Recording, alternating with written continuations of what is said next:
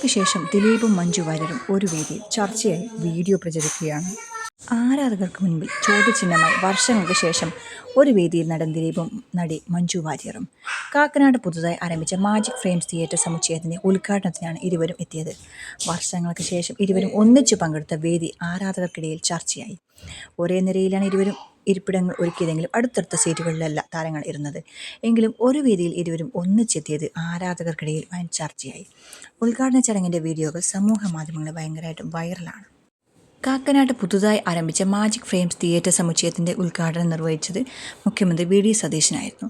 Jayasurya, Prithviraj, Kunchacko Boban, Suraj Venjaramoodu, Antony Perumbavoor, Kalabhavan Shajon, Shane Nigam, ശ്രുതി രാമചന്ദ്രൻ തുടങ്ങി നിരവധി താരങ്ങളാണ് തിയേറ്ററിൻ്റെ ഉദ്ഘാടനത്തിനെത്തിയത്. മാജിക് ഫ്രെയിംസിൻ്റെ 50ാമത്തെ സ്ക്രീനാണിത്. ഇതോടെ കേരളത്തിലെ ഏറ്റവും വലിയ തിയേറ്റർ ഗ്രൂപ്പായി മാജിക് ഫ്രെയിംസ് മാറി. പൃഥ്വിരാജ് നായകനാകുന്ന ഖലീഫയാണ് ട്രാൻസ്പെറൻറ്റ് LED സ്ക്രീനിൽ റിലീസ് ചെയ്യുന്ന ആദ്യ ചിത്രം. അപ്പോഴേ നമുക്ക് കാത്തിരിക്കാം. ദിലീപും മഞ്ജുവും മിണ്ടിയിട്ടുണ്ടാവുമോ ഇല്ലയോ എന്നറിയാനായിട്ടായിരുന്നു ആരാധകർക്ക് ഏറ്റവും ആഗ്രഹം. പക്ഷെ ഇല്ല എന്നാണ് നമുക്കറിയാൻ വേണ്ടി പറ്റുന്നത്. അപ്പോൾ ഏതായാലും മാജിക് ഫ്രെയിംസിൻ്റെ ഈ പുതിയ സംരംഭത്തിൽ ഖലീഫ നാളെ റിലീസാവുമ്പോൾ എന്തായിരിക്കും ഖലീഫയുടെ അവസ്ഥ? ജയിക്കുമോ അതോ ഒരു പരാജയമായിട്ട് മാറുമോ എന്നറിയാനായിട്ട് നമുക്ക് കാത്തിരിക്കാം.